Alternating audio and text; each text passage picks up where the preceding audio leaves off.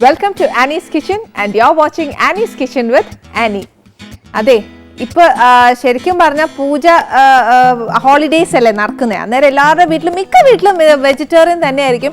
പിള്ളേർക്കാണെങ്കിലും ഉണ്ടല്ലോ ഈ ആഴ്ച എന്ന് പറയുന്നത് ഏറ്റവും വിഷമം പിടിച്ച ഒരു ഏർപ്പാടാണ്. എന്നാന്ന് വെച്ചാൽ ഒരു 10 ദിവസം വ്രതം എടുക്കാൻ പറഞ്ഞാൽ പിള്ളേരുടെ മുഖമൊക്കെ പോകുന്ന പോക്ക് കണ്ടാൽ പിന്നെ നമുക്ക് അന്നേരം അമ്മമാർക്ക് അന്നേ പോലും ദേഷ്യം വരുവേ. അന്നേരം ഇത് ഇല്ലേലും ഒക്കത്തില്ലേന്നൊക്കെ ചോദിച്ചാൽ നമ്മൾ എന്നേലും ഒക്കെ വഴക്ക് പറയും. വെജിറ്റേറിയൻ ആണെന്നും കൂടെ പറഞ്ഞേച്ചാൽ പിന്നെ ചോറുണ്ണാനാണ് ഏറ്റവും പ്രയാസം. പിന്നെ അന്നേലോ പൂജ വെക്കുന്ന ദിവസം അന്നേലും മോനെ ഇന്നൊന്നും പഠിക്കല്ലേന്ന് പറഞ്ഞാൽ അന്നത്തെ ദിവസം അമ്മയെ ഞാൻ വായിച്ചോട്ടേന്ന് ചോദിക്കും. അല്ലേലും ഒന്ന് ബുക്ക് എടുക്കണമെന്ന് പറഞ്ഞാൽ ഉണ്ടല്ലോ ഒന്ന് തുറന്നു നോക്കുക പോലും ഇല്ല. പക്ഷെ എന്നാലും പിള്ളേരെ കൺസിഡർ ചെയ്യുമ്പോൾ ഞാൻ എപ്പോഴും പറയുകയല്ലേ, ഒന്നേല് നമ്മൾ പനീർ അല്ലെന്നുണ്ടേൽ മഷ്റൂം ഇതൊക്കെയാണെന്ന് പിള്ളേർക്ക് ഏറ്റവും ഇഷ്ടമേ. അന്നേരം അത് ചെയ്യുന്നതായിരിക്കും ഏറ്റവും ഇഷ്ടം. പിള്ളേർക്ക് അന്നേലും അവിയൽ കൊടുത്താലും എന്നാ പറയുന്നത് സാമ്പാർ ആന്നേലും ഇതൊക്കെ ആന്നേലും ഒരു ഇച്ചിരി ഒരു വിഷമം മനസ്സിൽ കാണും. പിന്നെ നമ്മൾ അമ്മമാർ ഒച്ച വയ്ക്കുമല്ലോ എന്ന് വിചാരിച്ചേച്ച് പിള്ളേരൊന്നും മിണ്ടുകയില്ല. ഇന്ന് നമ്മൾ ഈ വെജിറ്റേറിയൻ അല്ലേ, അന്നേരം പിള്ളേരെയും കൂടെ കൺസിഡർ ചെയ്ത് നമ്മൾ ഇന്നിവിടെ മഷ്റൂം ഉണ്ടാക്കാൻ പോകുന്നത്. ഇതിനു മുന്നേ നമ്മൾ വിന്താലു ചെയ്തിട്ടുണ്ട്. പക്ഷെ ഇന്നിവിടെ ചെയ്യാൻ പോകുന്നത് മഷ്റൂം വിന്താലുവാ.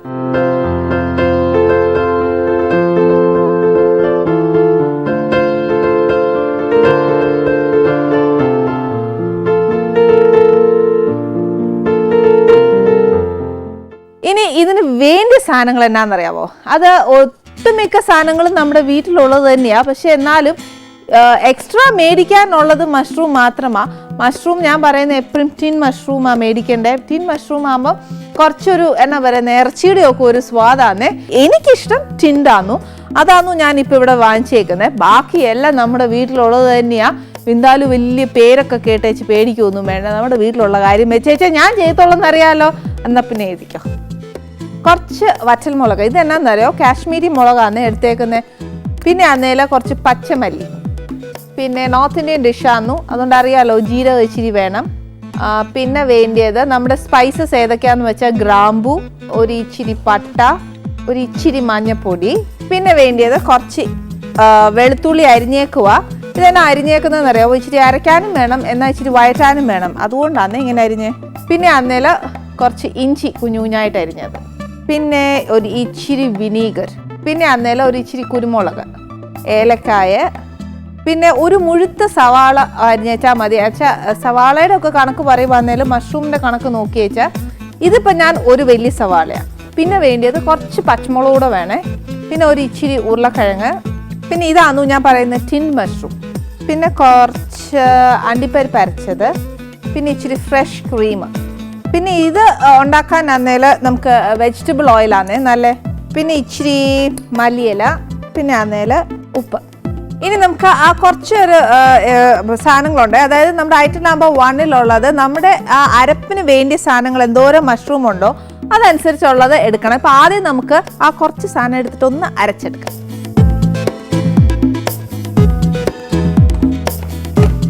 ആദ്യം നമുക്ക് മഞ്ഞപ്പൊടിയെ തുടങ്ങാവേ. ഒരു ഇച്ചിരി മഞ്ഞപ്പൊടി ഇട്ടേച്ച് ഇതിനകത്തോട്ട് ഇനി വറ്റൽമുളക് എത്രയാ എരിവ് കണക്കാക്കി വെച്ചെടുക്കുക. സാധാ വറ്റൽമുളകായിരിക്കുന്നതെങ്കിൽ അതിനിച്ചിരി എരിവ് കാണുവേ, അത് നോക്കി വെച്ച് വേണം ഇടാൻ.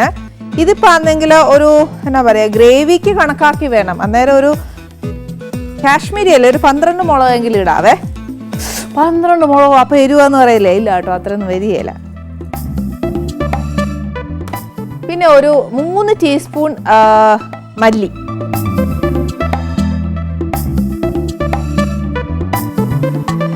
ഇപ്പം അഥവാ നമുക്ക് ഈ മല്ലി ഒന്ന് ചേർത്ത് നമ്മൾ വറുത്ത് പൊടിച്ചെല്ലാം പൊടിച്ച് വരുമ്പോഴത്തേന് അഥവാ ഇച്ചിരി ഒരു മല്ലിയുടെ ഒക്കെ ഒരു ടേസ്റ്റ് കുറവാന്നേൽ എന്നാ ചെയ്യണമെന്ന് അറിയാമോ? നമ്മൾ ആ അരപ്പ് മൂപ്പിക്കുകയല്ലേ, അന്നേരം ഉണ്ടല്ലോ ഒരു ഇച്ചിരി മല്ലിപ്പൊടിയും കൂടെ ചേർത്തേച്ചാൽ മതിയേ. അന്നേരം പിന്നെ ഇതിനകത്തോട് ഒരുപാട് ആക്കണ്ടല്ലോ. പിന്നെ ഒരു ഇച്ചിരി ജീരകം ഒത്തിരി ഇഷ്ടമല്ല എന്നുണ്ടെങ്കിൽ ഇച്ചിരി ചേർത്താൽ മതി. പക്ഷെ എന്നാൽ നോർത്ത് ഇന്ത്യനാ, അന്നേരം ഒരു ഇച്ചിരി വേണം താനും. പിന്നെ ഒരു 3-4 ഗ്രാമ്പു,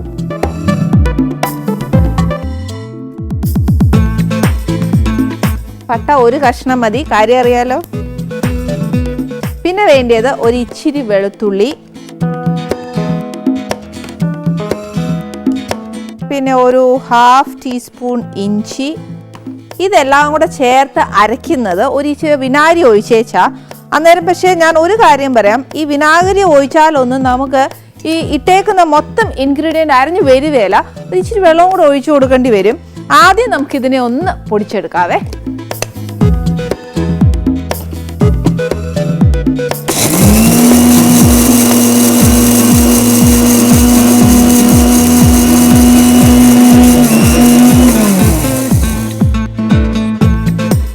ഇപ്പോൾ ഏകദേശം ഒരു ക്രഷ്ഡ് ആയിട്ടാണ് വന്നേക്കുന്നത് കണ്ടോ. എന്നാൽ ഇത് നോക്കിയേല, നമുക്ക് അന്നേരം ഒരു ഇച്ചിരി കുറച്ച് വെള്ളം ഒഴിച്ചു കൊടുത്തേച്ച് അരച്ചെടുക്കട്ടോ.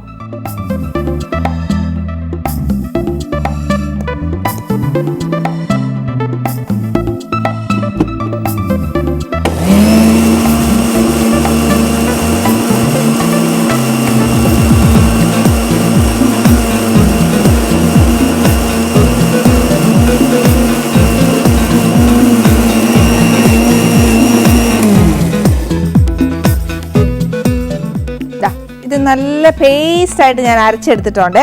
ഇത്രയും അരച്ചെടുക്കുക എന്ന് വെച്ചാൽ ഇത് ഇവിടെ ഇങ്ങനെ അടച്ച് തന്നെ വെച്ചേക്കണേ. കാര്യം എന്താണെന്നറിയോ, നല്ല മണവായിനെ. അന്നേരം ആ ഫ്ലേവർ അങ്ങോട്ട് കളയണ്ട. എന്ന് വെച്ചാൽ എന്നാ ചെയ്യണമെന്ന് വെച്ചാൽ അടുപ്പ് അങ്ങോട്ട് കത്തിച്ച് ഇതിനകത്തോട്ട് ഇച്ചിരി വെജിറ്റബിൾ ഓയിൽ ഒഴിച്ച് വെച്ച് നെക്സ്റ്റ് നമുക്ക് ഒരു കാര്യം ചെയ്യാനുണ്ട്. സ്പൈസസ് 2-3 എണ്ണം ഒന്ന് പൊട്ടിച്ചതിന് ശേഷം, അതായത് കടു വറുക്കുന്നില്ലല്ലോ എന്നുള്ളൊരു വിഷമം മാറ്റാൻ വേണ്ടിയിട്ട് 2-3 സ്പൈസസ് മാത്രം പൊട്ടിച്ചേച്ച് ഉള്ളിയിടാവേ. ഇതിനകത്തോട്ട് ഒരു ഇച്ചിരി എണ്ണ, ഇച്ചിരി കുറച്ച് എണ്ണയല്ല, എന്നാന്നോ നമുക്ക് ഉള്ളി ഒന്ന് വഴറ്റാനായിട്ട് വേണ്ടിയിട്ടുള്ള എണ്ണ ഒഴിച്ചോണേ. ഉള്ളി വഴറ്റണം, മഷ്റൂം എല്ലാം ചേരണം. എന്നാൽ നമ്മൾ എന്നാ പറയുന്നത്, അരപ്പെല്ലാം ചേർത്തേച്ച് എണ്ണ തെളിയണമെന്ന് പറയുകയില്ല. എന്നാൽ ഇച്ചിരി എണ്ണ തെളിയാൻ വേണ്ട എന്നും പറഞ്ഞ് ഒത്തിരി എണ്ണ ചേച്ച് എണ്ണ തെളിയിക്കാനല്ല, ഒഴിക്കുന്നത് ഒരു ഇച്ചിരി എന്നാ പറയുന്നത്, കുറച്ചല്ല ഒരിച്ചിരി വേണം. ഇതിനകത്തോട്ട് 2-3 ഏലക്ക ഇടുക. അന്നേച്ചാൽ അത് പോയിട്ട് പിന്നെ ഒരു 3-4 മണി കുരുമുളകും കൂടി ഇടുക. അന്നേച്ചാൽ അതേപോലെ ഒരു 2-3 ഗ്രാമ്പു. ഇത് പൊട്ടി കഴിഞ്ഞാൽ ഇതിനകത്തോട്ട് നമുക്ക് ഉള്ളി ഇടണേ.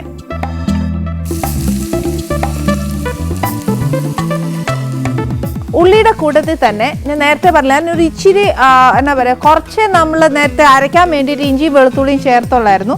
അതിൻ്റെ കൂടെ നമുക്ക് ഉള്ളിയുടെ കൂടെയും ഒരു സ്വല്പം ഇഞ്ചിയും വെളുത്തുള്ളിയും കൂടെ വേണം. ഒരു 1/4 ടീസ്പൂൺ എഴുതിക്കോ.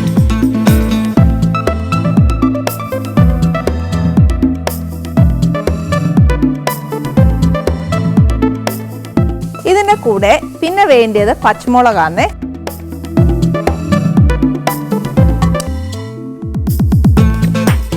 അഥവാ ഇച്ചിരി അങ്ങോട്ടോ ഇങ്ങോട്ടോ പോരാന്ന് തോന്നുവാന്നേൽ കുറച്ച് മുളക് പൊടി നമ്മൾ അരപ്പ് അങ്ങോട്ട് മൂപ്പിക്കാൻ നേരം ഇടുകയല്ലേ, ഈ അരപ്പ് ചേർക്കുമല്ലേ, അതിൻ്റെ കൂട്ടത്തിൽ ചേർത്തേച്ചാൽ മതി.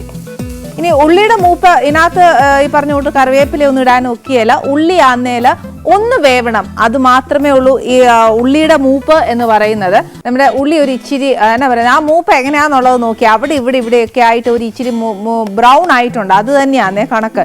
അന്നേച്ച് ഇതിനകത്തോട്ട് നമുക്ക് അരിഞ്ഞു വെച്ചേക്കുന്ന എത്ര ഉരുളക്കിഴങ്ങാണ് വേണ്ടിയെന്ന് വെച്ചാൽ അത് ചേർക്കുക. കുറച്ച് മതി എന്നുണ്ടെങ്കിൽ കുറയ്ക്കുക. ഇതിപ്പോൾ ഞാനൊരു സ്ക്വയർ ഷേപ്പിനാണ് മുറിച്ചേക്കുന്നത്. നമ്മുടെ ആ മഷ്റൂം ഇല്ലേ, അന്നേരം അത് എങ്ങനെയാണോ മുറിക്കുന്നത് അതനുസരിച്ച് മുറിക്കുക. പിന്നെ ഉരുളക്കിഴങ്ങിന് ഒരു ബേസിക്കലി കുറച്ച് വേവുണ്ട്, അന്നേരം കുറച്ചുകൂടെ കുഞ്ഞാക്കിയാലും കുഴപ്പമൊന്നുമില്ല. ഞാനിപ്പോൾ സ്ക്വയർ ആയിട്ടാണ് മുറിച്ചേക്കുന്നത്. ഇത് ഇട്ടതിന് ശേഷം നമ്മുടെ മഷ്റൂം കൂടെ ഇതിനകത്തോട്ട് ഇടണം. ഞാൻ അന്നേരം വീട്ടിൽ ഉരുളക്കിഴങ്ങ് ഇങ്ങോട്ട് കുറച്ച് വെച്ച് മാക്സിമം മഷ്റൂമേ ഇടത്തുള്ളൂ. ഉരുളക്കിഴങ്ങ് ഇടണം എന്ന് മസ്റ്റൊന്നുമല്ല, വേണമെന്നുണ്ടെങ്കിൽ ചേർത്തേച്ചാൽ മതി. ഇതിനകത്തോട്ട് നമ്മൾ അരച്ചു വെച്ചേക്കുന്ന മസാലയും കൂടെ ചേർക്കും.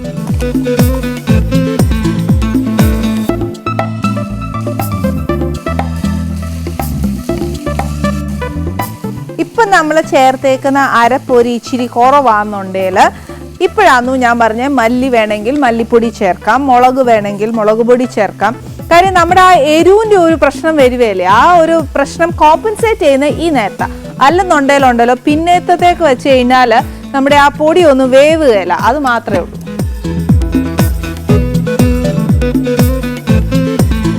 ഈ അരപ്പ് അങ്ങോട്ട് ചേർത്ത് കഴിഞ്ഞാൽ ഒരു ഇച്ചിരി നേരം എടുക്കും. എന്നത്തിനെന്നറിയാമോ, നമ്മുടെ ആ എണ്ണയൊന്ന് തെളിയണേ. അല്ലെങ്കിൽ ഉണ്ടല്ലോ നമ്മൾ ആ പൊടി ഒന്ന് മൂപ്പിച്ചില്ലായിരുന്നല്ലോ, അന്നേരം ആ ഒരു റോ ടേസ്റ്റ് അതിനുണ്ടാവും.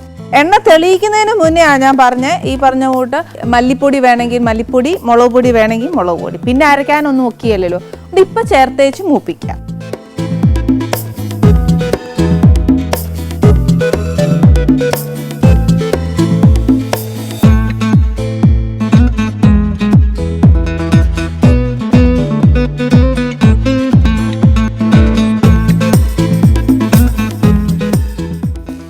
നമ്മുടെ ആ അരപ്പ് അങ്ങോട്ട് ചേർത്തേച്ച് അതിന് ആ ഒരു എന്നാ പറയുന്നത്, ആ നമ്മൾ വറുത്തില്ലായിരുന്നല്ലോ, അന്നേരം അതിന് ഒരു പച്ച എന്നാ പറയുക റോ ടേസ്റ്റ് ഉണ്ട്, അതൊന്ന് മാറണം. അതായത് നമ്മൾ ഇതിനകത്തോട്ട് ഇട്ടേച്ച് അന്ന് നമ്മളതിനെ മൂപ്പിച്ചെടുക്കുന്നത്, നേരത്തെ മൂപ്പിക്കാത്തതുകൊണ്ട് എന്ന് വെച്ച് ഇതിനകത്ത് ഇച്ചിരി എണ്ണ തെളിയുകയും വേണം. അല്ലെന്നുണ്ടേലുണ്ടല്ലോ നമ്മൾ ആ പിന്നെ എന്തെല്ലാം വരുമ്പോഴത്തേന് ആ മല്ലിയുടെ ഒരു റോ ടേസ്റ്റ്, ആ മുളകിൻ്റെ ഒരു ടേസ്റ്റ് മൂക്കാത്തോണ്ടില്ലേ അതെല്ലാം ഉണ്ടാവും. അതുകൊണ്ട് ഈ സമയത്ത് എന്തായാലും അതിനെ നല്ലോണം മൂപ്പിച്ചേച്ച് എണ്ണ തെളിയിക്കണം. ചെറിയ തീയലിടുവാന്നേലും ഏറ്റവും നല്ല. പിന്നെ അഥവാ നമുക്കിപ്പോൾ ഇച്ചിരി ക്ഷമ ഇല്ലാന്നുണ്ടെങ്കിൽ തന്നെ ഞാൻ പറയുന്ന കൂട്ടി ഇച്ചിരി കുറച്ച് വെള്ളം ഒഴിച്ച് കൊടുത്തേച്ച് ആ വെള്ളം പറ്റും തോറും ഇച്ചിരി വെള്ളം ഒഴിക്കുക, അത് അടുത്ത് പറ്റും തോറും ഇച്ചിരി വെള്ളം ഒഴിക്കുക. അപ്പോൾ പെട്ടെന്ന് നമ്മുടെ ആ എന്നാ പറയുന്നത് ആ പൊടിയെല്ലാം ഒന്ന് വേവുകയും ചെയ്യും, എണ്ണ പെട്ടെന്ന് തെളിഞ്ഞു കിട്ടുകയും ചെയ്യും. ഇനി ഇതിനകത്തോട്ട് നല്ല മൂത്തിട്ടുണ്ടേ, ഇതിനകത്തോട്ട് കുറച്ച് വേവാൻ, അതായത് നമ്മുടെ ഉരുളക്കിഴങ്ങ് ഒന്ന് വേവണം, മഷ്റൂമും ഒന്ന് വേവണം. മഷ്റൂമിന് ഒത്തിരി വേവില്ലെന്നാണ് പറയുന്നത്, പക്ഷേ എന്നാലും ഉണ്ടല്ലോ എനിക്ക് ഒരു ഇച്ചിരി വെന്തില്ലേലും ഒക്കെയല്ല.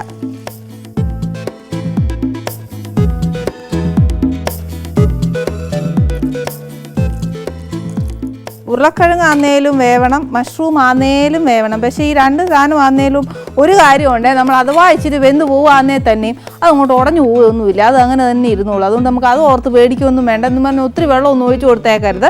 ഇതിനകത്തോട്ട് ഇനി നമ്മൾ ഇടാത്ത ഒരു കാര്യം ഉണ്ട്, എന്നാന്ന് വെച്ചാൽ ഉപ്പാന്നേ. ഇതിനകത്തോട്ട് ഒരു ഇച്ചിരി ഉപ്പ്,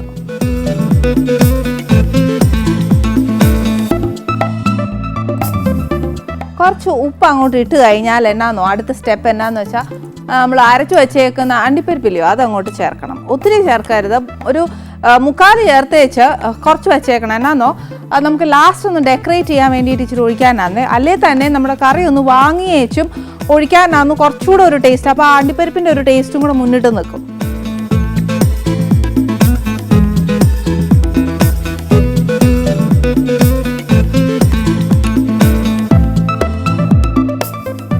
ഇതിൻ്റെ കൂട്ടത്തിൽ നമ്മുടെ ഫ്രഷ് ക്രീമും കൂടെ കുറച്ച് ചേർക്കും.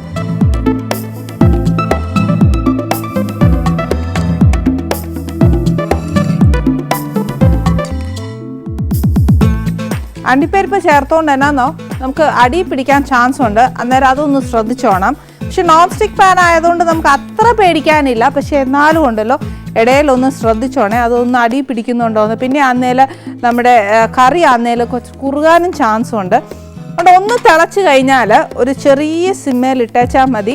അന്നേരം ഉരുളക്കിഴങ്ങും വേവും നമ്മുടെ ആ അണ്ടിപ്പരിപ്പ് അരച്ചതൊക്കെ അന്നേരം നമ്മുടെ കറിയിലോട്ട് നല്ലതായിട്ടൊന്ന് ചേർന്ന് ആ എണ്ണ നമ്മൾ ചേർത്തേക്കുന്ന എണ്ണ കംപ്ലീറ്റ് ആയിട്ട് ഒന്ന് തെളിഞ്ഞ് വരുമ്പോഴേ ആ കറിക്ക് സ്വാദ് വരത്തുള്ളൂ. എന്നിട്ട് നമ്മുടെ ഇപ്പോൾ ഉണ്ടാക്കി ഇവിടുത്തെ കറി അന്നേരം തിളച്ച് തുടങ്ങിയേ. അന്നേരം ഞാനൊന്ന് സിമ്മേൽ വെച്ചേച്ച് അതിനെ ഇനി ഒന്ന് വേവിച്ചെടുക്കണം. ഒത്തിരി ധൃതി കൂട്ടരുത്, അത് ഇച്ചിരി പതുക്കെ ഒന്ന് വെന്തോട്ടെ. പിന്നെ ഇത് വെന്ത് കഴിഞ്ഞിട്ട് ലാസ്റ്റ് നമ്മൾ വാങ്ങാൻ നേരം മാത്രമേ കുറച്ച് മല്ലിയിലയും ചേർത്ത് ബാക്കി അണ്ടിപ്പരിപ്പും, അതായത് അണ്ടിപ്പരിപ്പ് ചേർക്കുമ്പോഴത്തേനുണ്ടല്ലോ ഒരു ഇച്ചിരി ഒന്ന് തിളപ്പിക്കണം. അല്ലെന്നുണ്ടെങ്കിൽ അണ്ടിപ്പരിപ്പ് ആന്നേലും നമ്മൾ തിളപ്പിക്കാതെ എടുക്കുവാന്നേലും അതിന് ആ ടേസ്റ്റ് മുന്നിട്ട് നിൽക്കും. അതുകൊണ്ട് വേണ്ട, നമ്മുടെ കറിയായിട്ടൊന്ന് ചേരണ്ടായോ. അന്നേരം പിന്നെ അതും കൂടെ ഒരു വാങ്ങുന്നതിനൊരു 5 മിനിറ്റ് മുമ്പ് ചേർത്തേച്ച് വാങ്ങിയാൽ മതി. ക്രീം ആന്നേലും നമ്മൾ പ്രസൻറ്റ് ചെയ്യുന്ന സമയത്ത് ഒന്ന് ഡിസൈൻ കൊടുക്കാൻ വേണ്ടി മാത്രം ഇച്ചിരി വെച്ചേച്ചാൽ മതി. ബാക്കി നമ്മൾ ഇതിനകത്ത് ചേർത്തിട്ടുണ്ട്.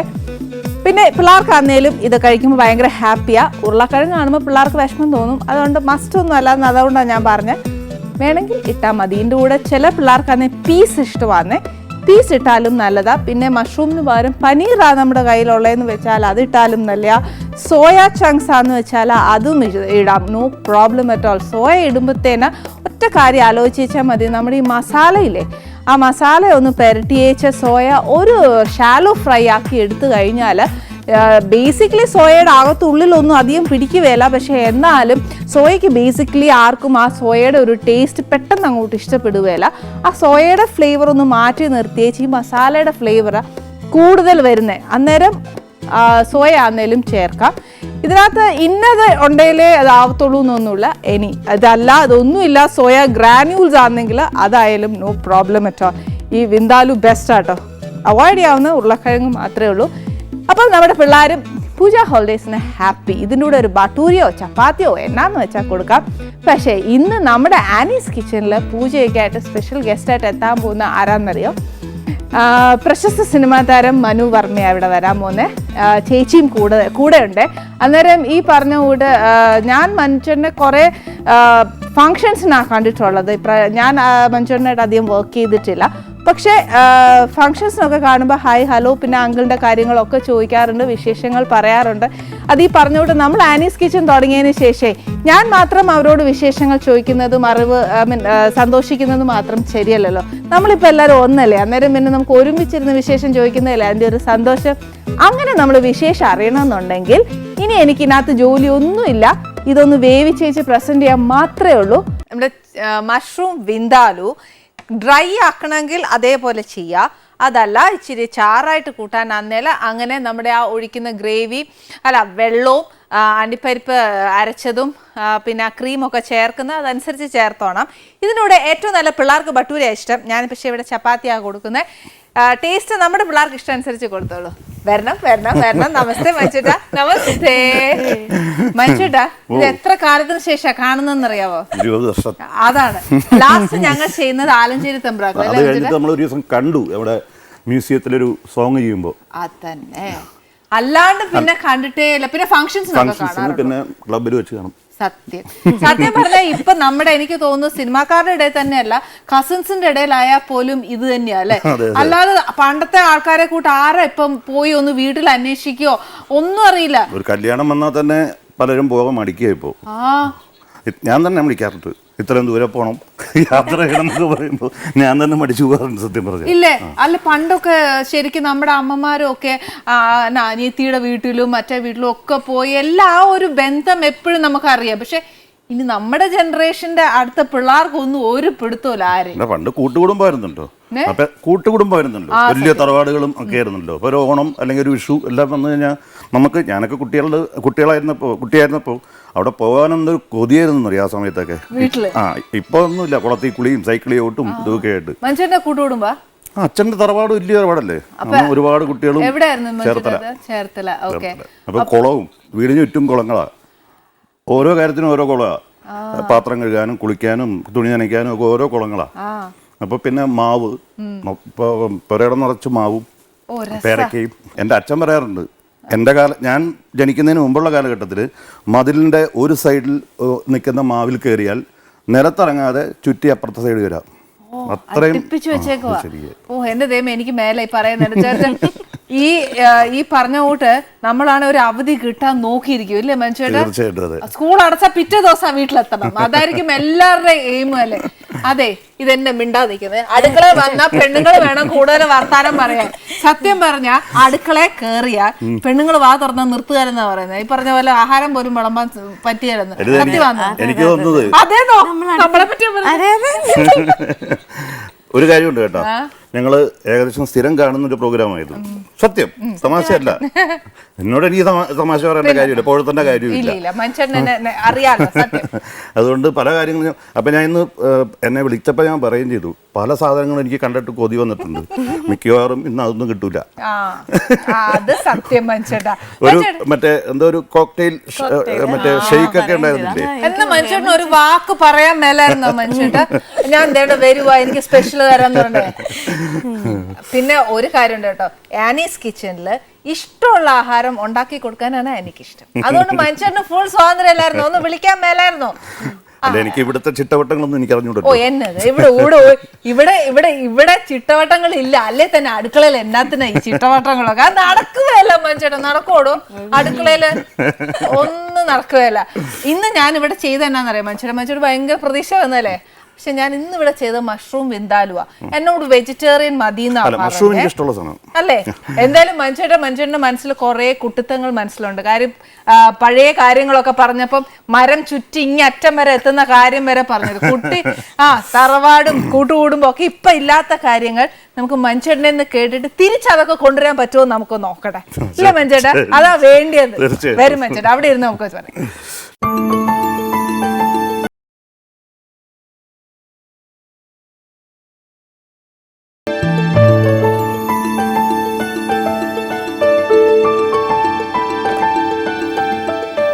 ആഹാരം കൊണ്ടുവച്ചിട്ട് ഞാൻ ആദ്യം പറയാൻ പോകുന്നത് എന്തറിയാം മഞ്ചേട്ടാ, ഞാൻ ഇപ്പൊ തരൂല, കുറച്ച് കഴിഞ്ഞിട്ടേ തരുള്ളൂ.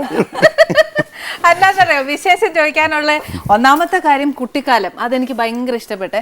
ഈ പറഞ്ഞ കൂട്ട് പറമ്പിലൊക്കെ പോയേച്ചേ എല്ലാം പെറുക്കി നടക്കാനും മാവി കയറാനും ഒക്കെ ആയിട്ട്. ഞങ്ങൾ ജനിച്ചു വളർന്നത് ഒരു വിശാലമായ പോലീസ് ക്യാമ്പിലാണ്. ഞാൻ ബിജു മേനോൻ ഞങ്ങൾ രണ്ടുപേരും ഒരുമിച്ച് കളിച്ചു വളർന്ന ആൾക്കാരാണ്. അപ്പം അവിടെയും ഈ പറഞ്ഞ പോലെ 2 കുന്ന് അതിനകത്തുണ്ട്. പിന്നെ ഈ പറഞ്ഞ പോലെ പറങ്കിമാവ്, ഇഷ്ടംപോലെ പറങ്കിമാവ്, പശു, പുൽമേട്, അതിനിടയ്ക്ക് പാമ്പുണ്ട്. അപ്പോൾ അങ്ങനെയൊരു സിറ്റുവേഷൻ ഉണ്ട്. അപ്പോൾ ആ കാലഘട്ടത്തിലാണ് ഈ തറവാട്ടിൽ പോകുന്നതും. അപ്പോൾ അവിടെ പിള്ളേരുണ്ട് ഇഷ്ടംപോലെ, ക്യാമ്പിലും പിള്ളേരുണ്ട്. അപ്പം അത് കഴിഞ്ഞിട്ട് നമ്മൾ ഈ ഒറ്റപ്പെട്ട് അണികുടുംബത്തിൽ വന്നപ്പോഴുണ്ടല്ലോ എന്തൊരു വിഷമം എന്നറിയാം. നമുക്കൊരു വിഷമം വന്നാൽ പറയാൻ ഒരാളില്ല. ശരി, ലോൺലെസ് ഫീൽ ചെയ്യും അല്ലേ? ഭയങ്കരമായിട്ട്. മറ്റേ ഒന്നുമില്ല, 10 പേരോട് വർത്താനം പറയുമ്പോൾ നമുക്കൊരു മനസ്സമാധാനമാണ്. മഞ്ചേട്ട ഈ കൂട്ടുകുടുംബത്തിനകത്ത് ഒത്തിരി പേര് എല്ലാരും കൂടുകയല്ലേ അന്നേരം? അപ്പൊ ഈ ആഹാരം വയ്ക്കുന്നൊക്കെ പ്രത്യേക ആൾക്കാരാണോ അല്ല കുഞ്ഞമ്മമാരും എല്ലാരും കൂടെ ചേർന്നാന്നോ? അമ്മയും അച്ഛൻ്റെ അനിയത്തിയും ചേട്ടന്മാരുടെ ഭാര്യമാരും ഒക്കെയാണ് ചെയ്യുന്നത്. അല്ലാതെ പുറത്തുനിന്ന് അച്ഛൻ്റെ അനിയനും എല്ലാവരും കൂടെ പായസം ഉണ്ടാക്കലും, പുറത്ത് ഉരുളിയിൽ പായസം ഉണ്ടാക്കലും, നിലത്ത് ഇലയിട്ടിരുന്ന് കഴിക്കുന്നതും ഒക്കെയായിരുന്നു അന്നത്തെ കാലം. ഇപ്പോൾ ആരുമില്ല, കുട്ടികളൊക്കെ. എൻ്റെ പ്രായത്തിലുള്ളവരെല്ലാം അവിടെ ഇവിടെയൊക്കെയാണ്. ബാംഗ്ലൂർ, ലണ്ടൻ, അമേരിക്ക, അങ്ങനെയാണ്. വിളി പോലും ഇപ്പോൾ വാട്സാപ്പ് വന്നതോടുകൂടി ഹൗ ആർ യു ഇതാണ് മാക്സിമം. ഞാൻ വാട്സാപ്പ് വളരെ കുറവേ യൂസ് ചെയ്യുള്ളൂ. ഒന്നാമത് വേറൊന്നുമല്ല, ഇത് തുറന്നു കഴിയുമ്പോഴേക്കും ഈ 108 നമുക്കറിയാത്ത ഗ്രൂപ്പുകൾ നമ്മളെ ആഡ് ചെയ്യും. പിന്നെ ഒരു 1500 മെസ്സേജും വരും. നമുക്ക് ഒരാവശ്യമില്ലാത്ത മെസ്സേജാണ്. ഈ വാട്സാപ്പ് ഉപയോഗിക്കുന്നത് എന്തിനാ ശരിക്കും? അങ്ങോട്ടും ഇങ്ങോട്ടും അത്യാവശ്യം വിവരങ്ങൾ അറിയാനും കാര്യത്തിനുമാണ്. ഇത് അനാവശ്യമായിട്ടാണ് ചെയ്യുന്നത്. പിന്നെ കുട്ടികളുടെ കയ്യിലൊക്കെ ചെന്ന് പെട്ട് കഴിഞ്ഞാൽ ചിലപ്പോൾ മിസ്യൂസ് ആവും. അപ്പം അതുകൊണ്ട് ഞാൻ ഉപയോഗിക്കാറില്ല. ഞാൻ നെറ്റ് പോലും എടുത്തിട്ടില്ല. ഞാൻ പറയുന്നത് ഈ കുത്തുന്ന നേരം ഉണ്ടേല് നമുക്ക് ആ പെർട്ടിക്കുലർ വ്യക്തിയെ വിളിച്ചുവിടാണ്ട് വർത്താനം പറഞ്ഞൂടെ? അപ്പൊ എന്നാ സന്തോഷമായിരിക്കും അല്ലേ? ഇത് ചുമ്മാ ഇതിനകത്തിട്ട് കുത്തിയച്ചേ അപ്പൊ അവിടെ മെസ്സേജ് വരാൻ വെയിറ്റ് ചെയ്യണം. ഇനി ഒരു ആവശ്യമില്ല. മറ്റേ ആ ബന്ധങ്ങൾ എന്നും നിലനിർത്താൻ ഏറ്റവും നല്ലത്. എന്താണെന്നറിയോ, രാവിലെ എണീറ്റ് കഴിഞ്ഞാൽ ഇത് കുത്തി ഓപ്പൺ ചെയ്ത് ആരൊക്കെ മെസ്സേജ് ചെയ്തിരിക്കാൻ നോക്കണം. ഷൂട്ടിംഗ് സ്ഥലത്ത് 1-2 മാസമായിട്ടുള്ള എടുത്തിട്ട് അതൊരു അത്യാവശ്യ ഘടകമായി ഓരോരുത്തർ ചോദിച്ചു തുടങ്ങി. അല്ലാതെ ഏതെങ്കിലും സീരിയലിൽ ഇപ്പോൾ തൽക്കാലം അഭിനയിക്കാൻ തുടങ്ങിയിട്ടുണ്ട്. അപ്പോൾ ആരെങ്കിലും ഫോട്ടോ ഒന്ന് കാണണം. ഇപ്പൊ ചാനലുകളിൽ ഫോട്ടോ ചോദിക്കുന്നുണ്ട്. അപ്പൊ പുതിയ ആൾക്കാരാകുമ്പോൾ ഫോട്ടോ അയച്ചു കൊടുക്കേണ്ടി വരും. അതിനൊക്കെയാണ് തുടങ്ങി വെച്ചത്. അപ്പൊ എന്നൊക്കെ പോയി കേട്ടോ. ഇപ്പൊ വലിയ ഗ്രൂപ്പുകളും ഇതൊക്കെ ആയി. അപ്പോൾ അത് കാരണം എനിക്ക് വലിയ താല്പര്യമില്ല ഇതിൽ. ഇപ്പോൾ ഷൂട്ടിംഗ് സ്ഥലത്ത് ചെന്നാൽ ഡയറക്ടർ വളരെ സീരിയസ് ആയിട്ട് സീൻ ഡിസ്ക്രൈബ് ചെയ്ത് കൊടുക്കുകയായിരിക്കും.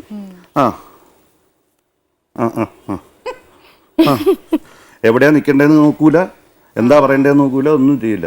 ഇത് ടേക്ക് സമയത്ത് ഇവിടെ നിൽക്കാൻ പറഞ്ഞാൽ അവിടെ പോയി നിൽക്കും. ആണുങ്ങളടക്കം എപ്പോഴും ഞാനത് പറയാറുള്ളതാണ് ജൂനിയേഴ്സ് ഇപ്പോൾ വരുന്ന കുട്ടികളോട്. പിന്നെ അതുണ്ട്, അത് ഞാൻ അങ്ങനെ പറയുള്ളൂ. എന്ന് വെച്ചാൽ റാഷാൻ്റെ അടുത്ത് റാഷായിട്ട് പറയും. കാരണം പറഞ്ഞാൽ കേൾക്കാതെ 2-3 ടേക്ക് എടുക്കുന്നത്. ഇപ്പോൾ സീനിയർ ഡയറക്ടറായിരിക്കും. അപ്പോൾ അവർ നിവൃത്തികളുകൊണ്ടാണ് സത്യം പറഞ്ഞത് സമ്മതിച്ചു കൊടുക്കുന്നത്. അപ്പോൾ അവരെ അങ്ങനെ ഇൻസൾട്ട് ചെയ്യാൻ പാടില്ല നമ്മൾ. അപ്പോൾ നമ്മൾ പഴയ ആൾക്കാരാണ്. അപ്പോൾ നമുക്കറിയാം ഒരു സെറ്റിൽ ചെന്നാൽ നമുക്ക് എങ്ങനെ ഇതാവണം. ഞാനൊരു അഹങ്കാരം പറയുകയല്ല. അപ്പം നമ്മൾ ഇതൊരു ദൈവികത്വമുള്ള രംഗമാണ്, കലയാണ്. അപ്പോൾ ദൈവം തരുന്ന നമുക്ക് സമയമാണ് ഈ നമ്മൾ അഭിനയിക്കുന്നതും പ്രശസ്തി കിട്ടുന്നതും പൈസ കിട്ടുന്നതൊക്കെ. അപ്പം നമ്മളതിനെ മാക്സിമം മിസ്യൂസ് ചെയ്യരുത്. അതേ പറയാനുള്ളൂ. ഈ അഭിനയത്തിലേക്കൊക്കെ വന്നെന്ന് പറഞ്ഞല്ലോ, അതൊന്ന് പറഞ്ഞേ. അതൊരു പുതിയ വിശേഷമാണ്, കേൾക്കട്ടെ. എപ്പോഴാ തുടങ്ങി അഭിനയം? ഇപ്പോഴാന്നോ? അല്ല, ഞാൻ സെക്കൻഡ് സ്റ്റാൻഡേർഡിൽ പഠിക്കുമ്പോൾ വർഷങ്ങൾ പോയതറിയാതെ എന്ന് പറഞ്ഞ് മേനക ചേച്ചിയുടെ അതാ ഞാനും ആലോചിച്ചപ്പോ. കുട്ടിക്കാലം അഭിനയിച്ചിട്ടുണ്ട്. സെക്കൻഡ് സ്റ്റാൻഡേർഡ് മേനക ചേച്ചി. അന്ന് എൻ്റെ അമ്മായിയച്ഛൻ്റെ മടിയിൽ ഞാൻ ഇരുന്നിട്ടുണ്ട്. എനിക്ക് ഭയങ്കര ഇഷ്ടമുള്ളൊരു നടനായിരുന്നു. അത് കഴിഞ്ഞ് ഇവിടെ എല്ലാവർക്കും സുഖം, മോഹൻലാൽ സാറിനോട് എല്ലാം ബാലതാരായിട്ട് ഡയറക്ടർ തടിയുണ്ടേ ലാലേട്ടൻ ഒരു 5 പ്രാവശ്യം എടുത്ത് കയറുന്നുണ്ട് റിഹേഴ്സൽ കഴിഞ്ഞ്. അതായത് ഒരുപാട് പേര് ക്യാരക്ടേഴ്സ് ഉള്ള ഒരു സീനായിരുന്നു. അപ്പൊ ആരെങ്കിലും ഒക്കെ തെറ്റിക്കും. അപ്പൊ എന്നെ എടുത്തോണ്ട് പോകുന്ന വലിയ പാടായിരുന്നു. അത് കഴിഞ്ഞ് വരവേൽപ്പ്, അതിനകത്തും അനിയത്തിയായിട്ട് ഡയലോഗ് ചോദിക്കുന്നുണ്ട് ലാലേട്ടനോട്, uncle what is meant by പാട്ടവണ്ടി പാട്ടവണ്ടി എന്നുണ്ട്. പിന്നെ തലയണ മന്ത്രമാണ് എല്ലാരും ഓർത്തിരിക്കുന്ന മോളായിട്ട് ആ ചായ ഗ്ലാസ് താഴെ ഇടുന്നതും ഫുൾ ഇംഗ്ലീഷ് ഡയലോഗ് മാത്രമേ ഉള്ളൂ ഉർവശി ചേച്ചിയോട്. ശരിയാ, ഞങ്ങളിപ്പോ പതുക്കെ പതുക്കെ റിവൈൻഡ് ചെയ്യുന്നുണ്ട്. വലിയ മാറിയിട്ടില്ല ബുദ്ധി. തിരിച്ച് വീട്ടിൽ ചെല്ലാനുള്ളതാന്നേ. അല്ല, അതിന് ചാൻസ് കിട്ടി. ഒരു സീരിയലിന് എന്നെ തലക്കടിക്കുന്നത് ഇവള് തന്നെയാ. ഇപ്പൊ പരസ്പരത്തില് സെമിത്തേരിയിലെ കുരിശൂരി അടിക്കുന്നുണ്ട് തലയ്ക്ക്. അഭിനയിച്ചാതൊന്ന് കേക്കട്ടെ. എന്തായാലും നല്ലൊരു എക്സ്പീരിയൻസ്, അതൊരു ചാൻസ് ആക്കി എടുത്തോ. അത് അഭിനയിച്ചു. എന്റെ സംവിധായകൻ പറഞ്ഞത് ആ സീരിയലിൽ ഏറ്റവും നല്ല സിൻസിയാരിറ്റി ഉള്ള ഷോട്ട്. ഇപ്പൊ എന്താ അറിയോ, ആ സീരിയലില് ആർക്കും അറിയില്ല ഞങ്ങൾ ഹസ്ബൻഡ് ആൻഡ് വൈഫ് ആണെന്നുള്ള ആരൊക്കെ അറിയില്ല. അപ്പൊ ഞങ്ങള് ആ സീരിയലിലറിയാം. അപ്പൊ അതില് എന്റെ ഒരു കീപ്പ് സെറ്റപ്പായിട്ടാണ് ഇവിടെ അഭിനയിക്കുന്നത്. ഞാൻ വില്ലനാണ്. അപ്പോൾ എന്നെ കൊല്ലാൻ നടക്കുന്നുണ്ട്, പക്ഷെ എൻ്റെ കീപ്പായിട്ട് അഭിനയിച്ചെൻ്റെ കൂടെ നിൽക്കുകയാണ്. അപ്പോൾ ഞങ്ങൾ വണ്ടിയിലൊക്കെ പോകുമ്പോൾ ചില അമ്മച്ചിമാരൊക്കെ എന്നെ നോക്കി സീരിയലിരിക്കുന്നു. അത് ഇവിടെ നോക്കുമ്പോൾ ഇവർക്കൊരു കൺഫ്യൂഷനായി. ജീവിതത്തിലും പ്രേക്ഷകർ തെറ്റിദ്ധരിക്കരുത്, ഇത് റിയൽ ലൈഫിലെ ഭാര്യ തന്നെയാ. ലുക്കൊക്കെ ഉള്ളായിരിക്കല്ലോ അമ്മച്ചിമാരുടെ. നമ്മളെ കാണുമ്പോ അറിയാലോ. ഞങ്ങള് തൃശ്ശൂർ പോയപ്പോ ഒരു ഇന്ത്യൻ കോഫി ഹൗസിൽ കയറി, കൊല്ലത്തോ മറ്റോ. അവിടെ ഇതുപോലെയോ ആൾക്കാരിങ്ങനെ സ്റ്റെയർ ചെയ്ത് നോക്കണുണ്ട്. അപ്പൊ ഞാൻ പറഞ്ഞു, ചേട്ടാ ഇത് കത്രീനെ നോക്കുന്നതാ, എന്നെ നോക്കുന്നതല്ല. നല്ലൊരു രസമാട്ടോ. മഞ്ജുന ശരിക്കും മഞ്ജുവിന്റെ സീരിയൽ വന്നപ്പോ തൊട്ട് മഞ്ജുവിനെ കാണാൻ ഭയങ്കര ഹാൻസം ആണ്. ഇല്ലാന്നൊന്നും മഞ്ജുന കാര്യമായിട്ട് പറയട്ടെ, നല്ലൊരു സുന്ദരമായ ഒരു മനുഷ്യനാണ്. ഇല്ലാന്ന് ഞാൻ പറയുന്നില്ല മഞ്ജുട്ടാ, ഞാൻ സീരിയസ് ആയിട്ട് പറയാം. പക്ഷെ മഞ്ജുവിന് ചെയ്തേക്കുന്ന മുഴുവൻ വില്ലൻ ക്യാരക്ടേഴ്സ്. വില്ലൻ ക്യാരക്ടേഴ്സ് എന്ന് പറയുമ്പോ ഒന്ന് ഈ നായകനാക്കാൻ താല്പര്യമില്ല എനിക്കല്ല, അവർക്ക്. അതെ, പക്ഷെ ഞാൻ എപ്പോഴും പറയാറുണ്ട്, നമുക്ക് കിട്ടുന്ന വേഷം. ഇപ്പം ദേവൻ എന്ന് പറയുന്ന ആർട്ടിസ്റ്റ് എന്ത് ഹാൻസം ആയിരുന്നു. അദ്ദേഹത്തിന് കിട്ടിയതും എല്ലാം വില്ലൻ വേഷമായിരുന്നു അല്ലേ. അപ്പം എല്ലാവരും നായകന്മാരായ പിന്നെ ഓപ്പോസിറ്റ് ചെയ്യാൻ ആര് ചെയ്യും? അങ്ങനെ അല്ല, അതുകൊണ്ടല്ല കേട്ടോ. ഞാൻ ആദ്യം നായകനായിട്ടാണ് വന്നത്. പിന്നെ നമ്മൾ ഒരുമിച്ച് ഒരു 10 നായകന്മാരിലൊരാളായിട്ട് അഭിനയിച്ചില്ലേ. അതിലൊരു സംഭവം ഉണ്ടായി, അറിയാമോ? ഞാൻ ഇപ്പോൾ വരുമ്പോഴോട് പറഞ്ഞു ഒരു സോങ് സീക്വൻസ്. അപ്പോൾ ഡയറക്ടർ പറഞ്ഞു, ആനി മുമ്പേ ഓടുക, ബാക്കി എല്ലാവരും പുറകെ ഓടുക. അപ്പോൾ ഒരു സ്പോട്ട് എത്തുമ്പോൾ മുമ്പിൽ ഓടുന്ന ആള് വീഴുക, ബാക്കി എല്ലാവരും. അപ്പോൾ പല സ്ഥലത്തിനായിട്ട് ഓടിച്ചില്ലേ ഞങ്ങൾ. അപ്പോൾ സുധീഷാണ് ഏറ്റവും മുമ്പിൽ ചെല്ലുന്നത്. തൊട്ട് പുറകെ ഞാനായിപ്പോയി. അപ്പം ഞാൻ എൻ്റെ ഈ തടി വെയിറ്റ് അവൻ്റെ മേത്ത് വീഴണ്ടെന്ന് വെച്ചാൽ കൈ കുത്തി തന്നു. പുറകെ വന്നത് ആരാണെന്നൊരു പിടിയും കിട്ടില്ല. 8 അടി പുറകെ നിന്നൊരു ചാട്ടം ചാടി. ഒരു മിന്നൽ മാത്രം എനിക്ക് ഓർമ്മയുണ്ട്. ഞാൻ പിന്നെ സോങ് സീക്വൻസിൽ അഭിനയിച്ചില്ല. ഞാൻ കൈ ഡിസ്ലൊക്കേഷൻ ആയിട്ടില്ല, മുഴുവനായിട്ടില്ലായിരുന്നു. പക്ഷെ എനിക്ക് കൈ എടുക്കാൻ പറ്റില്ലായിരുന്നു. അല്ലല്ല, അന്ന് പറഞ്ഞിട്ട് മനുഷ്യൻ എന്തിനാവശ്യമില്ലാത്ത കാര്യം ചെയ്യുന്നത് ചോദിക്കുന്നത് എൻ്റെ അടുത്ത്. അപ്പോൾ അതൊരു രസമുള്ള ലൊക്കേഷനായിരുന്നു. എന്നുവെച്ചാൽ എൻജോയ് ചെയ്തു, ഒരു ഫാമിലി ഒരു ഇതായിരുന്നു. മഞ്ജുടെ ശരിക്കും വേറൊരു കാര്യമാണ്, ഞാൻ പറഞ്ഞില്ലേ സുന്ദരമായ മുഖം ഉണ്ടെന്ന്. പക്ഷെ മഞ്ജുടെ ഞാൻ പറഞ്ഞ വെറുതെ അല്ല. പക്ഷെ നോവലൊക്കെ നമ്മൾ ഈ മാഗസിൻസിലൊക്കെ നോക്കുമ്പോൾ മിക്ക ക്യാരക്ടറും മഞ്ജുവിന്റെ ഫേസ് ആയിരുന്നു. അല്ല, ഞാൻ ആദ്യമായിട്ട് പബ്ലിക്കായിട്ട് പ്രത്യക്ഷപ്പെടുന്ന അങ്ങനെ ഒരു സംഭവത്തിലാണ്. കണ്ട ഞാൻ പറഞ്ഞതിന് എന്നാ വ്യത്യാസം. മനോരമ വീക്കിലിയിൽ അവർ ഒരു പരീക്ഷണാർത്ഥം ഒരു നോവലിൽ ഈ വരയ്ക്കുന്ന പടത്തിന് പകരം ഫോട്ടോസാക്കി. അപ്പോൾ അതിൽ നായക കഥാപാത്രം എൻ്റെ ഫോട്ടോ ആയിരുന്നു. ശരിക്കും എൻ്റെ പേര് പ്രദീപ് കുമാർ വർമ്മ എന്നാണ്. ഈ കഥാപാത്രത്തിൻ്റെ പേരാണ് മനു എന്ന്. അപ്പോൾ അതിന് അന്നത്തെ പോപ്പുലാരിറ്റി കൊണ്ടാണ് മനു ആക്കിയത്. അപ്പം മനുഷ്യൻ അത് എടുത്തതാ, പേരങ്ങെടുത്തതാ. എന്ന് വെച്ചാൽ എനിക്ക് അന്ന് നമ്മളിപ്പോൾ സീരിയലിൽ അഭിനയിച്ച് അല്ലെങ്കിൽ സിനിമയിൽ അഭിനയിച്ച് പോകുന്ന ഒരു എഫക്റ്റ് ഉണ്ടല്ലോ. ഇപ്പോൾ ഓണാഘോഷത്തിന് ഞാൻ പോയിരിക്കുന്നു, അപ്പോൾ ഈ നാട്ടുമ്പുറത്തുനിന്നൊക്കെ വരുന്ന സ്ത്രീകൾ മരിക്കുകയാണ്. ഈ ക്യാരക്ടർ ഇത് അത്രയും ഫേമസ് ആയ നോവൽ, ഒരു സൈക്കിക് ക്യാരക്ടറാണ്. അപ്പം അന്ന് പഴയ ശ്രീജയില്ലേ, മറ്റേ ഇന്ദ്രജാലത്തിലൊക്കെ, അവളായിരുന്നു ഒരു നായിക ആയിട്ട് ഫോട്ടോ. പിന്നെ മിസ്റ്റർ വേണ്ടായിരുന്ന ഒരു പെൺകുട്ടിയും കൂടെ ആയിരുന്നു. അപ്പോൾ വളരെ ഫേമസ് ആയി ആ നോവൽ. അപ്പോൾ അത് കഴിഞ്ഞാൽ സീരിയൽ ചെയ്തു, പിന്നെ സീരിയസ് ചെയ്തു, അതും ഹിറ്റായി. അപ്പം അങ്ങനെ ഈ പേര് അതിൽ നീനയും പിന്നെ മഞ്ജു സതീഷ്. അപ്പോൾ അങ്ങനെ ഈ മനു ഞാൻ പിന്നെ തിക്കുറിശിവാമനെ കണ്ട് അനുഗ്രഹം വാങ്ങിക്കാൻ പോയി ആദ്യത്തെ പടം വന്നപ്പോൾ. അപ്പോൾ പേരിൻ്റെ കാര്യം, അപ്പോൾ അദ്ദേഹം പേര് മാറ്റിയാൽ നന്നാവും, പേര് മാറ്റി അപ്പോൾ എല്ലാവരും ചേരും എന്നുള്ള ധാരണയിലാണ്. അപ്പം ഞാനിപ്പോൾ പറയാറുണ്ട്, അദ്ദേഹം മോളിൽ ഇരുന്ന് പറയാറുണ്ട്, അവൻ മാത്രം എന്നെ പേരുദോഷം കേൾപ്പിക്കാൻ വേണ്ടി നടക്കാം. അപ്പം അങ്ങനെയാണ് മനു വർമ്മ എന്നാക്കിയത്. ഒരു കാര്യമുണ്ട് മനുഷ്യേട്ടാ, അപ്പനിട്ട പേരിൽ നിന്ന് മനുഷ്യൻ ഇപ്പൊ പക്ഷെ ഈ പേരിൽ അറിയപ്പെടുന്നത് അല്ലേ, ലോകം മൊത്തം അറിയപ്പെടുന്ന ഇത് തന്നെ. ഇപ്പൊ മനുഷ്യൻ എടുത്തു പറഞ്ഞോണ്ട് ഇപ്പൊ ഞാൻ തന്നെ അറിയുന്നു ഒഫീഷ്യൽ പേര് ഇതായിരുന്നു. അല്ല, എനിക്ക് പറയാൻ പറ്റൂല്ലോ. ഞാനിപ്പോൾ എനിക്ക് പ്രദീപ് കുമാർ വർമ്മ എന്ന പേരിൽ അഭിനയിക്കണം എന്ന് പറഞ്ഞാൽ ആരെയും സമ്മതിക്കുമോ? അത് മനുഷ്യൻ തന്നെയല്ലേ മനുവർമ്മ ഏറ്റെടുത്ത? അല്ല, അച്ഛനും കൂടെ ഉണ്ടായിരുന്നു. അച്ഛൻ എന്നെ കൊണ്ടുപോയി അനുഗ്രഹം വാങ്ങിപ്പിക്കാൻ പോയപ്പോഴാണ് ഇങ്ങനെ ഈ ഡിസ്കഷൻ നടന്നതും പിന്നെ മനുവർമ്മ എന്നാക്കിയതും. അങ്ങനെ അച്ഛൻ ഭയങ്കര സ്ട്രിക്റ്റ് ആയിരുന്നു. അച്ഛൻ മറ്റേ പോലീസിലിരുന്നപ്പോൾ ഭയങ്കര സ്ട്രിക്റ്റ് ആയിരുന്നു. എനിക്കൊക്കെ ഇഷ്ടം പോലെ അടി കിട്ടിയിട്ടുണ്ട്. ഇഷ്ടം പോലെ എന്ന് പറഞ്ഞാൽ അച്ഛൻ ഈ രാവിലെ പരേഡിനൊക്കെ പോയിട്ട് ഉച്ചയ്ക്ക് വന്ന് ഊണ് കഴിച്ച് കിടന്നുറങ്ങുന്ന സമയത്തായിരിക്കും ഞങ്ങൾ ഈ പിള്ളേർ, ബിജു എൻ്റെ വീടിൻ്റെ തൊട്ടടുത്താണ്. അപ്പോൾ ഞങ്ങളെ കളി എന്ന് പറയുന്നത് ശ്രീരാമനും സീതയും ലക്ഷ്മണനും ഒക്കെയാണ്. അമ്പയ്യലും ബഹളവും, അല്ലെങ്കിൽ മറ്റേ എക്സിബിഷൻ വരുമ്പോൾ തോക്ക് വാങ്ങിക്കുക, മറ്റേ കള്ളനും പോലീസും കളിക്കുക, ഇതൊക്കെയാണ് ഞങ്ങളുടെ. അപ്പോൾ ഒരുപാട് ഡിസ്റ്റൻസ് ആകുമ്പോൾ ഇറങ്ങി വന്നു ആര് പടപടയ്ക്കും. അപ്പൻ കിടക്കാതായിരിക്കും തലക്കീഴ ചെന്നേച്ച് ആ പട്ടാസ് തോക്ക് വെച്ച് കടകടകടകടാന്ന് അടിച്ചില്ലേ ഉള്ളു മനുഷ്യൻ. നമ്മളപ്പനായപ്പോഴും ഇത് തന്നെയാണ് അവസ്ഥ. എന്നുവെച്ചാണ് അപ്പന് അതൊന്ന് പറഞ്ഞേ. അല്ല, ഉച്ചയ്ക്കൊക്കെ കിടന്നുറങ്ങുകയാണെങ്കിലേ പിള്ളേര് 2 മണിക്ക് തിരിച്ചു വരും. അപ്പൊ റൂമിൽ ടി വി വെക്കാനോ നമ്മളപ്പനായപ്പോഴും ഇത് തന്നെയാണ്.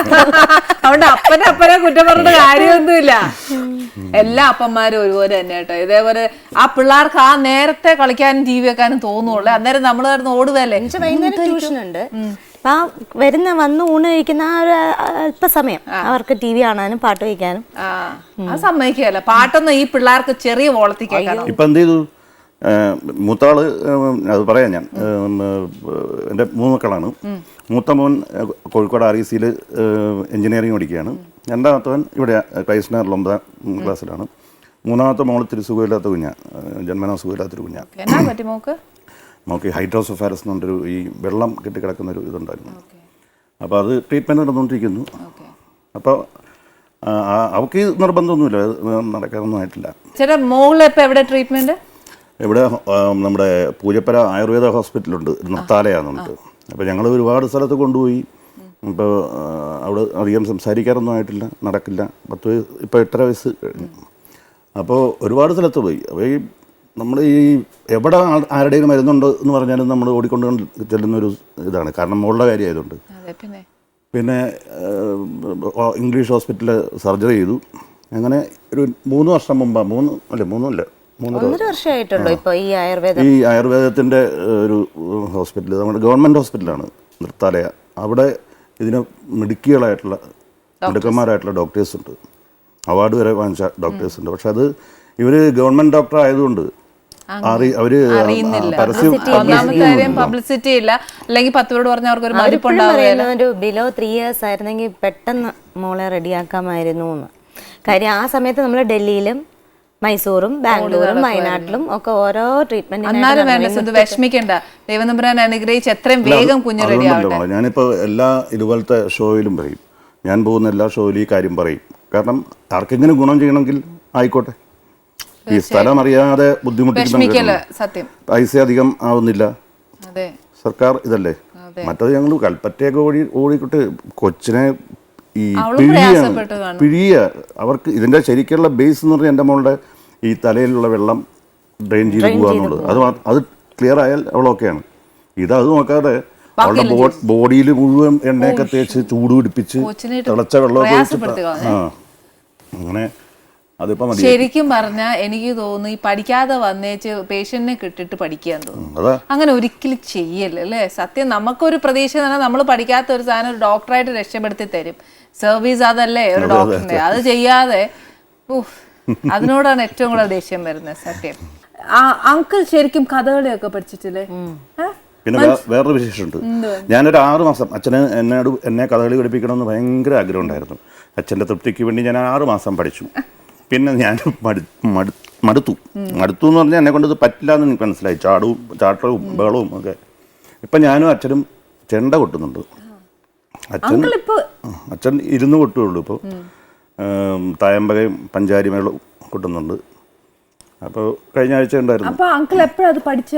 അച്ഛനെ സമ്മതിക്കണം, എനിക്ക് ഇത്രയും പ്രാക്ടീസ് ആയിട്ടില്ല. കാരണം ഞാൻ ഈ സാധകം ചെയ്യുന്നതിനൊക്കെ ഇത്തിരി ഉഴപ്പുള്ള. അച്ഛൻ കുത്തിയിരുന്ന് സാധകം ചെയ്ത് 1.5 മണിക്കൂർ സുഖമായിട്ട്. അച്ഛൻ്റെ ഗുരു പറയുന്നത് സാധാരണ ഒരാള് 2 വർഷം കൊണ്ട് പഠിക്കേണ്ട അച്ഛൻ 6 മാസം കൊണ്ട് പഠിച്ചെടുത്തു. അച്ഛൻ എപ്പോഴും എന്നോട് പറയുന്ന ഒരു കാര്യമുണ്ട്. ഞാൻ തിരിച്ച് തർക്കിക്കണ്ട, എന്തെങ്കിലും നമുക്കൊരു തർക്കമുണ്ടല്ലോ. ഞാൻ പട്ടാളത്തിലോ പോലീസിലോ ചേരണമെന്ന് ആഗ്രഹിച്ചു. ഞാൻ ചെയ്തു, എനിക്ക് കിട്ടി. കഥകളി പഠിക്കണമെന്ന് ആഗ്രഹം ഉണ്ടായിരുന്നു, അതും ഞാൻ ഭംഗിയായിട്ട് ചെയ്തു. സിനിമയിൽ അഭിനയിക്കണമെന്ന് ആഗ്രഹം ഉണ്ടായിരുന്നു, അതും ചെയ്തു. ഇപ്പം ചെണ്ട പഠിക്കണമെന്ന് ആഗ്രഹം ഉണ്ടായിരുന്നു, അതും ചെയ്തു. അപ്പം ഞാനിങ്ങനെ കുറേ നേരം തീരെ സമ്മതിച്ചു കൊടുക്കാൻ പറ്റില്ലല്ലോ. അപ്പോൾ ഞാൻ അച്ഛാ ഇതൊക്കെ ദൈവം വിധിച്ചില്ലെങ്കിൽ ഇതൊന്നും നടക്കൂല.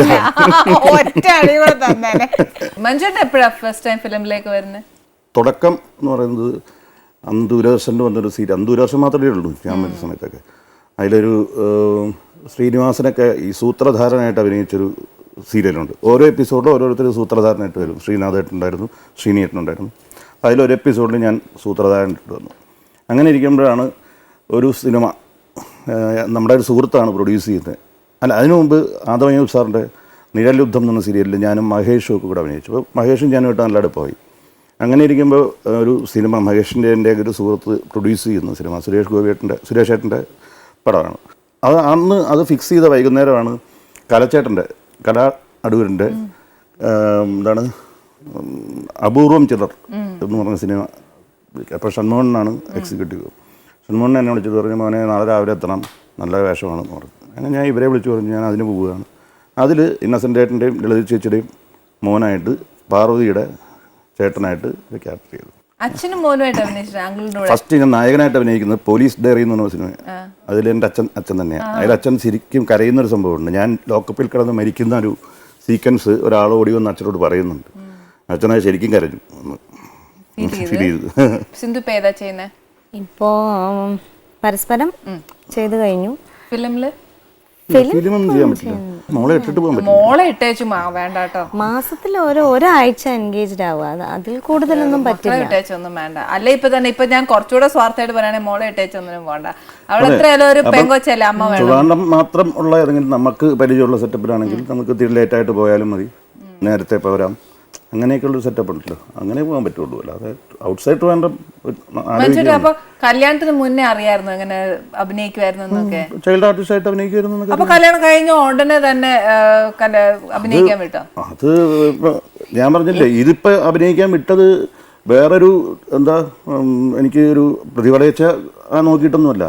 മെന്റലി ഞാൻ വളരെ ഡിപ്രസ്ഡ് ആയിരുന്ന ഒരു സമയം ഉണ്ടായിരുന്നു. പിന്നെ ഞാൻ ഒരു 4 years ഒരു CBSE സ്കൂളിൽ ടീച്ചറായിട്ട് വർക്ക് ചെയ്തു.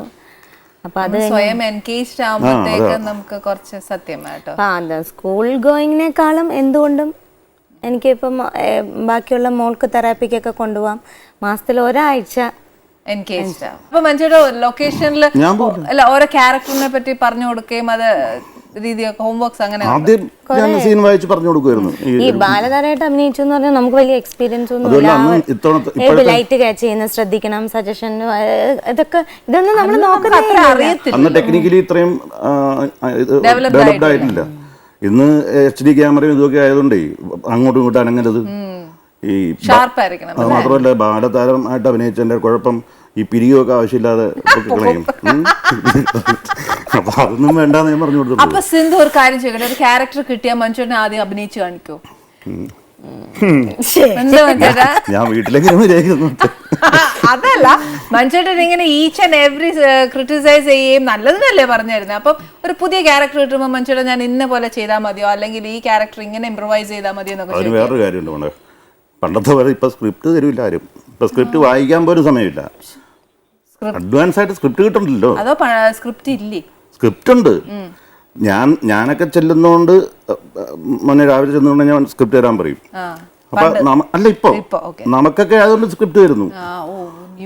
പുതിയ ആൾക്കാർക്കൊന്നും സ്ക്രിപ്റ്റ് വായിക്കാൻ കിട്ടണില്ല. ഇപ്പോൾ സീനിയർ ആയിട്ടുള്ള ഡയറക്ടേഴ്സിന്റെ സെറ്റിൽ പോയി കഴിഞ്ഞാൽ അവർ ആദ്യം പറയും സ്ക്രിപ്റ്റ് വായിക്കാൻ കൊടുക്കും എന്ന് പറയും. ഇപ്പോൾ പുതിയ ആൾക്കാർക്കൊന്നും സ്ക്രിപ്റ്റ് അവർ ചോദിക്കാൻ പേടിയാണ് ഇവർക്ക് കൊടുക്കാനും തോന്നില്ല. അപ്പൊ ഈ ഷോട്ട് എടുക്കാൻ നേരത്താണ് ഇവർ സ്ക്രീനിനെ പറ്റി അറിയണതും എന്താ സംഭവിക്കണേന്നുള്ളത്. ഇപ്പോൾ ഇവിടെ ഒരു ക്യാരക്ടറിനെ വിളിച്ചു കഴിഞ്ഞാൽ അവർ വിളിച്ചു പറയണത് അതെ ഇതാണ് ചേച്ചി ക്യാരക്ടർ, ഇന്ന ആളുടെ അമ്മയാണ്, ഇന്ന സ്ഥലത്ത് വരുന്നു. നാളെ എടുക്കാൻ പോകുന്ന ക്യാരക്ടറിന്റെ ആ ഒരു ഡിസ്ക്രിപ്ഷൻ മാത്രമേ പറഞ്ഞു കൊടുക്കുന്നുള്ളൂ. നാളെ എന്ത് ചെയ്യാൻ പോകുന്നു അത് മാത്രം, അല്ലാതെ ഡയലോഗും കാര്യങ്ങളൊക്കെ അവിടെ ചെന്നിട്ടേ കിട്ടുള്ളൂ. ശരിയാ. അതാണ് നമ്മുടെ ആ കാലഘട്ടം അല്ല ഇപ്പൊ. അത് പോയി. അയ്യോ. പക്ഷെ മഞ്ജുവിന് ഒരു കഴിവുണ്ടായിരുന്നു. എന്നാന്നറിയോ, ഒരു സ്ക്രിപ്റ്റ് കിട്ടിയ ഡയലോഗ്സ് ഒക്കെ ഇങ്ങനെ ഈ നമ്മുടെ രജനീകാന്ത് സാർ മറ്റേ റോബോട്ടിനകത്ത് സ്കാൻ ചെയ്തെടുക്കല്ലേ എന്ന് പറഞ്ഞു. അതുപോലും ചെയ്യാൻ പറ്റുന്നില്ല. കാരണം നമുക്ക് അത്രയും നേരം സീൻ വായിക്കാൻ കിട്ടുന്നില്ല. നമ്മുടെ സ്ക്രീൻ തന്നു കഴിഞ്ഞാൽ ഉടനെ ചോദിക്കും ചേട്ടാ വായിച്ചാ. അപ്പൊ നമുക്ക് 2 പ്രാവശ്യം വായിക്കണ്ടേ അറ്റ്ലീസ്റ്റ്. എന്നിട്ടും അവർ പറയും ചേട്ടാ നമുക്ക് ഷോട്ട് എടുക്കുമ്പോൾ വായിച്ചു തരാം. ഈ ഷോട്ട് എടുക്കുമ്പോൾ വായിച്ച ഒരാൾ വായിച്ചു തരുന്നതും നമ്മൾ വായിക്കുന്നതും തമ്മിൽ വ്യത്യാസമുണ്ട്. വായിച്ചു കഴിഞ്ഞാൽ നമ്മുടെ മനസ്സിൽ നിൽക്കും ഈ സാധനം. പിന്നെ ഒരു പ്രോംപ്റ്റിംഗ് കേട്ട് കഴിഞ്ഞാൽ നമുക്ക് പെട്ടെന്ന് മനസ്സിലാക്കാൻ പറ്റും. ചുമ്മാല്ല മനുഷ്യരുടെ പ്രോംപ്റ്റിംഗ് അധികം ചെയ്യാൻ സമ്മതിക്കില്ല.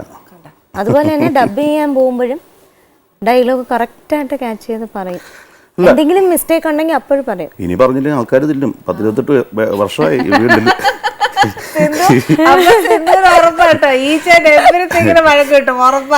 അല്ല നമ്മള് ചില കാര്യങ്ങളെ പറയുന്നത് ഒന്ന് അശ്രദ്ധ.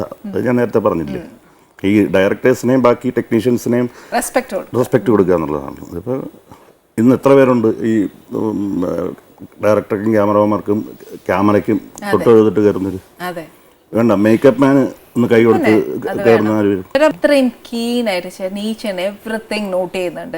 അതായത് നമ്മൾ റെസ്പെക്ട് കൊടുക്കേണ്ടവർക്ക് റെസ്പെക്ട് ചെയ്യണം, അതല്ല ചുമ്മാ ശ്രദ്ധ കാണിക്കരുത്. ഇത്രയും ഡെഡിക്കേഷൻ ടുവേർഡ്സ് എ വർക്ക് ചെയ്തിട്ട് ചേട്ടന് ശരിക്കും വേണ്ട രീതിയിലൊരു അംഗീകാരം ഇൻഡസ്ട്രി തന്നിട്ടില്ലല്ലോ. ഇൻഡസ്ട്രിയെ കുറ്റം പറഞ്ഞിട്ട് കാര്യമില്ല. ഞാൻ എപ്പോഴും പറയാറുണ്ട് എനിക്കൊരു ഈ PRO വർക്ക് എനിക്കില്ല. നമ്മളിപ്പോൾ വിളിച്ച് ഒരാളെ നിരന്തരം വിളിച്ച് ശല്യപ്പെടുത്തി ഒരു 2 സീനോ 1.5 സീനോ വാങ്ങിക്കുമ്പോൾ അതിനേക്കാളും നമ്മളെ ഒരു സീരിയലിൻ്റെ സീനിൽ കണ്ടു ഇവനെ ആ ക്യാരക്ടർ കൊടുത്താലോ എന്ന് വിചാരിച്ചു. ഇപ്പോൾ നന്ദുവിന് കിട്ടിയ ക്യാരക്ടറില്ലേ, അങ്ങനെയൊക്കെ ഒരു സാധനം വന്ന് നമുക്ക് ഇപ്പോൾ ഫയർമാനിൽ ഞാൻ അഭിനയിച്ചു. നല്ല വേഷമായിരുന്നു, നമുക്കവിടെ കൂടെ നിൽക്കുന്നൊരു വേഷം തന്നെയായിരുന്നു. അപ്പോൾ അങ്ങനെ ഒരു വേഷം കിട്ടിയാൽ നമുക്ക് ഗുണം ചെയ്യും. അപ്പോൾ അല്ലാതെ നമ്മളിപ്പോൾ ഒരു കാര്യമില്ലാതെ അവിടെ ചെന്ന് ഇത്തരം സമയം മെനക്കെടുത്തി. അപ്പോൾ നമ്മൾ പോകുമ്പോൾ ഒരു കുഴപ്പമെന്ന് അറിയാം. നമ്മൾ സീരിയൽ ചെയ്യുമ്പം 4 സീരിയൽ ഞാൻ ചെയ്തുകൊണ്ടിരിക്കുന്നുണ്ട് ഇപ്പോൾ. അപ്പോൾ അവർക്കൊരു ബുദ്ധിമുട്ടാവും. അല്ലെങ്കിൽ അവർ നേരത്തെ പ്ലാൻ ചെയ്ത് നമ്മളെ നല്ലൊരു ക്യാരക്ടറാണെങ്കിൽ എനിക്ക് ഇവിടെ എല്ലാം ബ്ലോക്ക് ചെയ്യാം. ഇതൊരു ഗ്യാരണ്ടി ഇല്ലാതെ നമ്മളൊരു സ്ഥലത്ത് പോകുമ്പോൾ അപ്പോൾ ഇവിടുത്തെയും ബ്ലോക്ക് ആവും, നമ്മളെ കൊണ്ട് ഇവർക്ക് ശല്യമാവും, അവരെ കൊണ്ട് നമുക്ക് ഗുണം ഉണ്ടാവില്ല. അതുകൊണ്ടാണ്, അല്ലാതെ അഹങ്കാരോ ഈഗോ ഒന്നുമല്ല.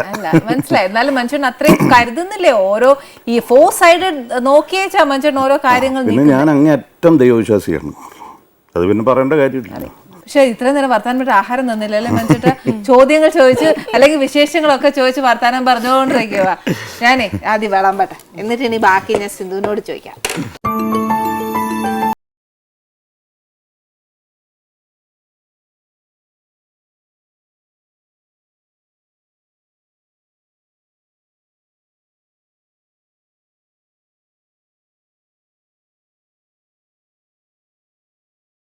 സൂപ്പർ. എനിക്കിഷ്ടായി. ഞാൻ ഒരു കഷ്ണം കൂടെ കഴിച്ചിട്ട് പറയാമെന്ന് വെച്ചിട്ട് സിന്ധു കഴിച്ചിട്ട് ഇങ്ങനെ സ്റ്റക്കായി നിൽക്കുന്ന പോലെ നിൽക്കുന്നു. അപ്പൊ ഞാനൊന്ന് പേടിച്ചു. അല്ല, എനിക്ക് വെജിറ്റബിൾ കറിയിൽ ഏറ്റവും ഇഷ്ടമുള്ള സാധനമാണ് മഷ്റൂം. കഴിഞ്ഞ ഒരാഴ്ചയായിട്ട് ഇപ്പൊ മഷ്റൂം സ്റ്റൂ ഇതൊക്കെയാ വീട്ടില്. മഷ്റൂം നല്ലതല്ലേ? പിന്നെ മഷ്റൂം നല്ല ഒത്തിരി പ്രോട്ടീനോ അങ്ങനെ ഒത്തിരി ഗുണങ്ങളുള്ളതാ മഷ്റൂമിന് ശരിക്കും. നന്നായിട്ടുണ്ട്. പക്ഷെ ഞാൻ ഇത്രയും ഈ എരിവ് വീട്ടിൽ എല്ലാവർക്കും കുറവാണ്. ഇത് നമ്മുടെ എരിവ് കുറച്ചിട്ടാ മതി അല്ലേ? മതി. പക്ഷെ ഇതിനൊന്നും പിടിക്കുകയല്ലോ. നമ്മള് ചിക്കനെ കൂട്ടൊന്നും ആക്കാൻ ഒക്കുകയല്ല. പിന്നെ പിള്ളേർക്ക് വെജിറ്റേറിയൻ ആണെങ്കിൽ കുറച്ച് സ്പൈസി ഇഷ്ടമാണല്ലോ. അതുകൊണ്ടൊക്കെ ചിക്കനൊക്കെ തിന്നുന്ന പിള്ളേരായോണ്ടല്ലേ, അതുകൊണ്ട് ഇച്ചിരിട്ടാ വേണമെങ്കിൽ നമുക്ക് ബാലൻസ് ചെയ്യാന്നേ ഉള്ളൂ. അല്ലെങ്കിൽ കുരുമുളകല്ലേ, കുരുമുളകും പച്ചമുളകും ഉണ്ട്. വീട്ടിലെങ്ങനെ ഏതൊക്കെ ഭക്ഷണം വെക്കുന്നത്? വെജും നോൺ വെജും എല്ലാം? മീറ്റാന്നോ ഫിഷാന്നോ? ഫിഷിനാണ് പ്രിഫറൻസ് കൂടുതൽ. എനിക്ക് കൊച്ചു മീനുകളാണ് ഇഷ്ടം. ഈ നത്തോലി, മത്തി അതൊക്കെ പറയുന്നത് അല്ല, അതൊക്കെ വെച്ച് എന്നാ ചെയ്യുന്നത്? വറക്കുവാന്നോ? എനിക്ക് വറക്കണേക്കാൾ ഇഷ്ടം മുളകിട്ട് വെക്കുക, വറ്റിച്ച് വെക്കുക, ഇതൊക്കെയാണ്. പിന്നെ വലിയ മീനുണ്ട് ഇഷ്ടമുണ്ട്, വല്ലപ്പോഴും ഒക്കെ ആണെങ്കിൽ കൊള്ളാം. പിള്ളേർക്ക് എന്നാലോ? പിള്ളേർക്ക് ചിക്കനാണ്. ചിക്കന്റെ ആളാണ്, മോനാണ് എന്റെ ആള്. സിന്ധു പരീക്ഷിക്കില്ലേ? സിന്ധു ഞാൻ പരീക്ഷിക്കാറുണ്ട്. ഏതാ പുതിയത്? ഇത് നാടൻ ഭക്ഷണമാണോ ഇറ്റാലിയനാണോ എങ്ങനെയാ? ഇറ്റാലിയനൊന്നും അവിടെ താല്പര്യമില്ല. നാടൻ ഭക്ഷണം. പിന്നെ അമ്മ വെജിറ്റേറിയനില് നന്നായിട്ട് അമ്മയുടെ തൃശ്ശൂർ സ്റ്റൈൽ കഴിക്കില്ല കേട്ടോ. സിന്ധുവിന്റെ അമ്മ സിന്ധുവിന്റെ അവിടെ എല്ലാരും കഴിക്കില്ല. അപ്പൊ ഞാൻ കല്യാണം കഴിഞ്ഞ് വന്നതിന് ശേഷമാണ് വെജിറ്റേറിയൻ നല്ല രീതിയിൽ വെക്കാൻ പഠിച്ചത്. അമ്മ പഠിപ്പിച്ചു. മത്തി വറക്കാൻ മാത്രമേ അറിയാവൂ. അപ്പൊ അച്ഛൻ സിന്ധു ആ ഒരു നോട്ടം എനിക്ക് ഇഷ്ടപ്പെട്ടിട്ടുണ്ട്. Very good. അല്ല, അപ്പൊ അച്ഛനും അമ്മ വെച്ചു കൊടുക്കുമായിരുന്നു നോൺ വെജോ? അപ്പൊ അമ്മ ചില്ലി ചിക്കൻ വലിയ റഷ്യൻ സാധനം ഒന്നും വെക്കില്ല. അത്യാവശ്യം ചിക്കൻ കറി. അപ്പം പിന്നെ ഒരു 100 സ്പൂൺ എണ്ണയില്ലാതെ ചിക്കൻ കറി ഉണ്ടാക്കും. അമ്മയ്ക്കൊരു 40 മിനിറ്റ് മതി. സിന്ധു അമ്മേന്റെ അടുത്ത് ഒന്ന് ചോദിച്ചിട്ട് ഞങ്ങൾക്കും കൂടെ റെസിപ്പീസ് ഒക്കെ ഒന്ന് തരണേ. ഒരു തുള്ളി എണ്ണ ചേർക്കാണ്ട് ചിക്കൻ കറി ഇപ്പത്തെ കാലത്ത് അത് തന്നെയാ വേണ്ടത് അല്ലേ? നമ്മളൊക്കെ ഒത്തിരി ഹെൽത്ത് കോൺഷ്യസ് ആയ ആൾക്കാരായതുകൊണ്ട് നമ്മൾ അതൊക്കെ ഒന്ന് നല്ലതല്ലേ? ഇപ്പത്തെ ന്യൂ ജനറേഷൻ പിള്ളേർക്ക് അതൊക്കെ പറഞ്ഞു കൊടുക്കാൻ നല്ല. അല്ലെങ്കിൽ പോയി ചുമ്മാ ജങ്ക് ഫുഡ്സ് ഒക്കെ കഴിക്കും അല്ലേ? സിന്ധു പാടുവോ? ഇല്ല.